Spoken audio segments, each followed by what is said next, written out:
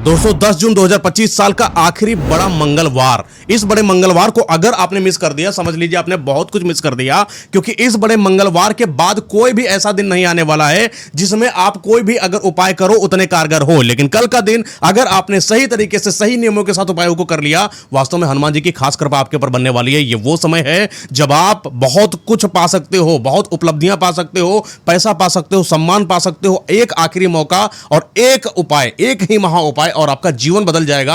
हनुमान जी की खास कृपा आपके ऊपर बनने वाली है। 4 बड़ा मंगलवार पर आपने जो भी उपाय करे हैं उनका जो प्रभाव देखने को मिलेगा, लेकिन 5वां बड़ा मंगलवार यानी आखिरी बड़ा मंगलवार आपके जीवन को बदलने वाला होगा। तो क्यों ना इस दिन कुछ ऐसा उपाय कर लिया जाए जो भगवान जी को खुश करे ही करे, लेकिन साल भर मंगल की कृपा भी आपके ऊपर हो जाए और मंगल का जो दोष होता है वो भी आपके ऊपर से दूर चला जाए। शनि की कुदृष्टि, महादशा या ढैया अगर आपके ऊपर लगी हुई है उनका भी निवारण बता दूंगा। राहु केतु की महादशा लगी है उनका भी निवारण बता दूंगा। अगर पाने की इच्छा है, कुछ करने का जज्बा है, तो ये आखिरी दिन है जो उपायों को करना बहुत ज्यादा जरूरी है। देखिए एक बार मैं क्लियर बता देता हूं कि यहां पर जितने भी लोग देख रहे हो, कोई भी आसान उपाय बताने वाला नहीं हो। अगर आपको कोई आसान उपाय करना है तो आप इस वीडियो को अभी स्किप कर सकते हो, क्योंकि आप हनुमान जी के अनन्य भक्त हो और अनन्य भक्त को आसान उपाय की तरफ भागना बेवकूफियों के समान है। अगर आपको आसान उपाय चाहिए तो हनुमान जी के लिए कुछ मत करो, बस इतना कर दो, जय श्री राम जय श्री राम जय श्री राम, और उनकी एक हनुमान चालीसा पढ़ लेना, उतना ही आपके लिए काफी है। लेकिन अगर सच में उनको प्रसन्न करना चाहते हो तो यह तरीका कर लेना, ढंग से कर लेना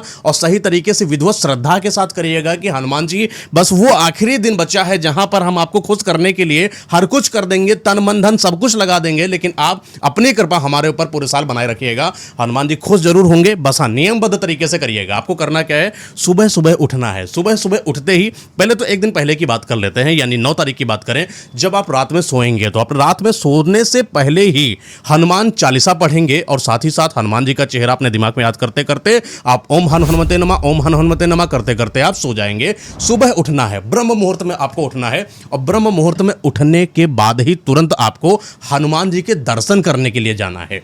हनुमान जी के दर्शन करने के बाद आपको स्नान करना है। स्नान करने के बाद गुलाब का इत्र होता है वो अपने ऊपर छिड़कना है और लाल वस्त्र धारण करना है। पीला चंदन लगाने के बाद एक सिंदूर लगाना है और सिंदूर लगाने के बाद अब आप एक ऐसे वेशभूषा में आ चुके हो जो हनुमान जी को बहुत पसंद है। ऐसे भक्त जो इस वेशभूषा को धारण करने के बाद हनुमान जी की प्रक्रियाओं को करते हैं, हनुमान जी की खास कृपा उनके ऊपर देखने को मिलती है। अब आप या तो हनुमान मंदिर चले जाओ या फिर आप अपने ही घर में इस प्रक्रिया को कर सकते हो। अब आपको एक ऐसे कमरे का चुनाव करना है जहां पर शांति है, जहां पर भगवान जी को आप रख सकते हो, विराजमान करा सकते हो, जहां पर कोई बेवजह आपको डिस्टर्ब करने वाला ना हो। अब आपको हनुमान जी को वहां पर विराजमान करने का तरीका मैं आपको बता देता हूं। एक साफ चौकी लीजिएगा, स्वच्छ जल से उसको धुल लेना, उसके ऊपर लाल कपड़ा बिछाइएगा। लेकिन ध्यान रहे कि जिस कमरे को आपने चुनाव करा है उसको स्वच्छ जल से पहले आप साफ करेंगे, उसके बाद गंगा जल का छिड़काव करेंगे। गंगा जल का छिड़काव होने के बाद वहां का जो वातावरण है वो बहुत ही ज्यादा सुगंधित हो जाता है, बहुत ही ज्यादा स्वच्छ हो जाता है। उसके बाद आपको चौकी को रखना है जो कि आपने स्वच्छ कर रखा है, बाद में लाल कपड़ा ऊपर बिछाना है।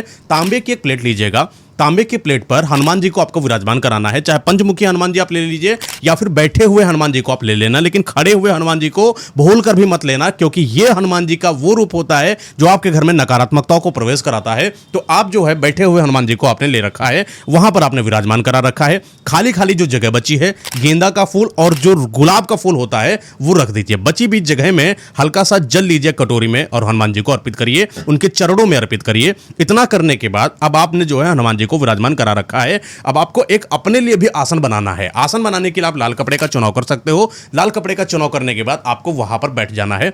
बैठने के बाद धूप दीपक जलाना है, आसपास के वातावरण को सुगंधित करना है और आपको घी का दीपक जलाना है, एक तिल का दीपक जलाना है, एक चमेली का दीपक जलाना है। इसके बाद एक गुलाब के फूलों से बनी हुई माला को हनुमान जी को पहनाना है और हनुमान जी को सिंदूर लगाना है। हनुमान जी को सिंदूर लगाने के बाद जय श्री राम जय श्री राम जय श्री राम 108 बार करना है। अब आपको अर्पित क्या करना है, ये खास चीजें हैं, बहुत ध्यान से समझिएगा।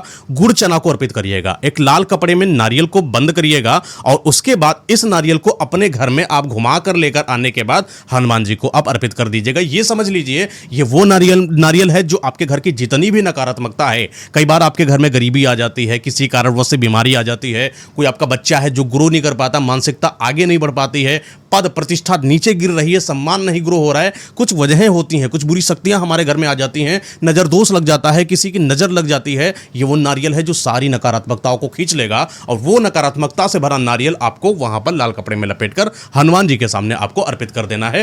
लाल चोला अर्पित करना साथ में, क्योंकि लाल चोला जो है आपके ऊपर राहु की दशा, केतु की दशा अगर लगी हुई है, इसका भी निवारण करता है अगर जो भी इंसान लाल चोला हनुमान जी को अर्पित करता है। उसके बाद आप बूंदी खुद से बनाइएगा, बाहर से खरीदी मत लाइएगा, थोड़ी बूंदी रखिएगा, 5 लड्डू रख सकते हो या फिर आप बूंदी रख सकते हो, बतासा रख सकते हो और मिश्री रख सकते हो। ये सारी चीजें बहुत इंपॉर्टेंट है। स्किप क्या कर सकते हो, लड्डू या बूंदी में से एक चीज कर लो, बूंदी कर लो, बहुत ज्यादा जरूरी, क्योंकि आपको अपने हाथों से बनाना है और आपने बतासा रख रखा है, मिश्री रख रखा है। उसके बाद एक गुलाब का फूल रखिएगा, एक मीठा पान रखिएगा और जो नीम की पत्ती, जो डंडी होती है जिसमें नीम की पत्तियां लगी होती ताजी ताजी, वो भी आपको रख देना है। और साथ ही साथ एक खास चीज को रखना है, एक तांबे का कलश लेना, उसमें जल भर देना, एक लोटा रखना, उसमें भी जल भर देना। लोटे में जल इतना होना चाहिए कि जितना आप पी सको, क्योंकि हम आज इस वाले उपाय में आने वाले टाइम में बजरंग बाण पाठ को भी इंक्लूड करने वाले हैं, जो आपके जीवन में जितनी भी कठिनाई है उनको दूर करेंगे ही करेंगे। ये आखिरी समय है तो क्यों ना हनुमान जी को विवश कर दिया जाए अपने सारे काम को कराने के लिए,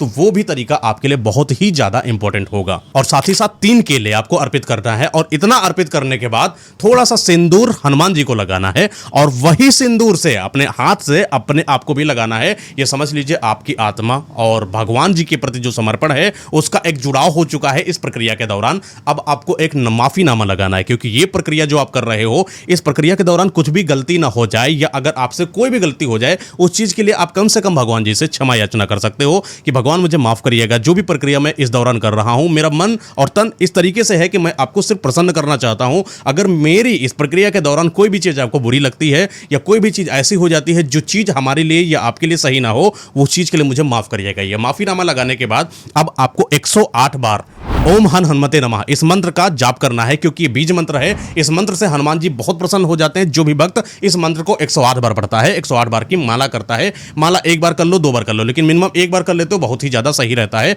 अब साथ ही साथ 5 बार या फिर 7 बार आपको हनुमान चालीसा का पाठ करना है, 1 बार आपको सुंदरकांड का पाठ करना है और एक आखिरी बार आपको बजरंग बाण का पाठ करना है। ये जितनी भी चीजें आपने करी है, अच्छा खासा इसमें समय लग जाता है, अच्छा खासा इसमें श्रद्धा भाव जो है वो हमारा भगवान के प्रति समर्पित हो जाता है। जब आप बजरंग बाण पाठ तक आओगे ना, ये सब करते करते आपको एक अंदर से एनर्जी महसूस होगी। आपको ऐसा लगेगा कि हाँ, सच में कुछ मेरे अंदर पावर आई है, सच में कुछ ऐसा लग रहा है कि कुछ ऊर्जा मेरे अंदर समाहित हो चुकी है, जिसके अंदर आप कठोर महसूस करोगे। अगर आपके अंदर ये कठोरता महसूस हो रही हो, अगर आपको अपने अंदर कुछ नई एनर्जी महसूस हो रही हो, समझ लेना कि आपका संपर्क सीधे भगवान हनुमान जी के बीच में हो चुका है। अब आप बहुत कुछ पाने वाले हो, बहुत अच्छा आपका संबंध बन चुका है भगवान हनुमान जी के प्रति। एक बार फिर से 11 बार ओम हन हनुमते नमः इस मंत्र का जाप करना है और अगर आपसे हो पाए तो हनुमान जी की आरती भी कर लेना। हनुमान जी की आरती करने के बाद घंटी बजाना और वहां पर यह प्रक्रिया आपकी संपन्न हो चुकी है। अब आपके पास 2 टास्क बचे हैं, 2 चीजें हैं आपके पास।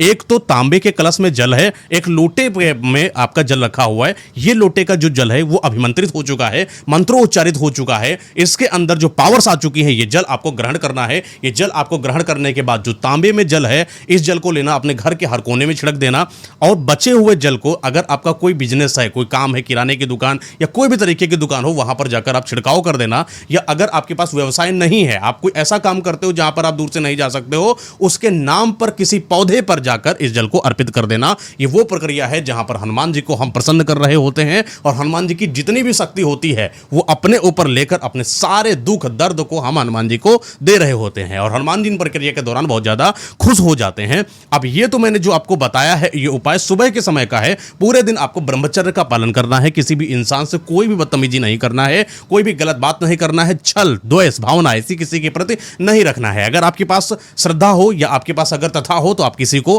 खाना भी खिला सकते हो, भंडारा भी करा सकते हो। नहीं अगर भंडारा करा सकते हो तो गुड़ चना का दान कर सकते हो, लाल कपड़े का दान कर सकते हो, तांबे के बर्तन का दान कर सकते हो और किसी जरूरतमंद को पानी पिला सकते हो, शरबत पिला सकते हो। इन सारी चीजों से निवृत्त होकर शाम का वो समय होता है जहां पर एक और बस आखिरी प्रक्रिया बची है, उसको आप कर लीजिएगा। यह प्रक्रिया पीपल के पेड़ के बीच में होगी और वहां पर आपको जाना पड़ेगा। शाम के समय सूर्यास्त जैसे ही हो रहा हो, सूर्यास्त के दौरान आपको पीपल के पेड़ के पास जाना है। पीपल के पेड़ की एक खास जगह को चुनाव कर लेना जहां पर जो भी पत्ते वगैरह पड़े हैं उनको साफ कर लेना, जल से वहां की सफाई कर लेना और जल से सफाई करने के बाद पंचमुखी मूर्ति को लेकर जाना है हनुमान जी की और वहां पर रखना है। किनारे किनारे 5 दीपक जलाना है। एक घी का दीपक जलाना है, एक सरसों के तेल का दीपक जलाना है, एक तिल के तेल का दीपक जलाना है, एक चमेली के तेल का दीपक जलाना है और एक सरसों के दीपक में सफेद तिल डालने के बाद इस दीपक को जलाना है। इन 5 दीपकों को जलाने के बाद आपको सामने बैठ जाना है। सामने बैठने वक्त एक चीज याद रखिएगा, 11 पत्ते आपको लेना है और 11 पत्तों में जय श्री राम जय श्री राम जय श्री राम जय श्री राम आपको लिखना है। किससे लिखोगे? लाल सिंदूर से लिखोगे। इन पत्तों को भी सामने रख देना है। ओम श्री वज्रदूताय रामदूताय हनुमंते नमः, इस मंत्र का 11 बार आपको जाप करना है। 11 बार जाप करने के बाद आपको खड़े हो जाना है। खड़े होकर पीपल की परिक्रमा करनी है। 7 बार परिक्रमा करनी है। 7 बार परिक्रमा करते दौरान एक मंत्र शनि भगवान जी का है, ओम सम शनिश्चराय नमः, इस मंत्र का भी आपको जाप करते जाना है परिक्रमा के दौरान। जैसे ही आपकी परिक्रमा कंप्लीट हो जाए फिर उसी आसन पर आपको बैठ जाना है और अपने मन में मतलब आंखें बंद कर लेना है और हनुमान जी को जितनी भी व्यथा होती है, अपने अंदर की दिक्कतें हैं, समस्याएं हैं, जिस वजह से परेशान हो, वो सारी चीजें बोल देना है। और सारी चीजें जब आप बोल देना, जो आपने 11 पत्तों पर जय श्री राम जी का नाम लिखा है उन पत्तों को समेटकर एक साथ रखिएगा, गड्डी बनाइएगा, उसमें से एक पत्ता निकालकर लाल कपड़े में बांधकर अपने पास रखिएगा और इन 10 पत्तों को वहीं पर पीपल के पेड़ के बीच में गड्ढा खोदकर वहीं पर नीचे गाड़ देना है और मिट्टी से उसको ढक देना है। और ये पत्ता जो कि आपने लाल कपड़े में लपेट कर रखा हुआ अपने पास, इसको अपने घर पर लेकर चले आना है। ये वो पत्ता है जो बहुत ही चमत्कारी पत्ता है, ये आपके जीवन को बदल देगा। ये वो तरीका होता है, ये वो कारगर उपाय है जो बहुत लोगों ने करा है, उनका जीवन बदला है और गरीब से अमीर की तरफ बदल गए। जिनके ऊपर कोई दोष भी लगा था,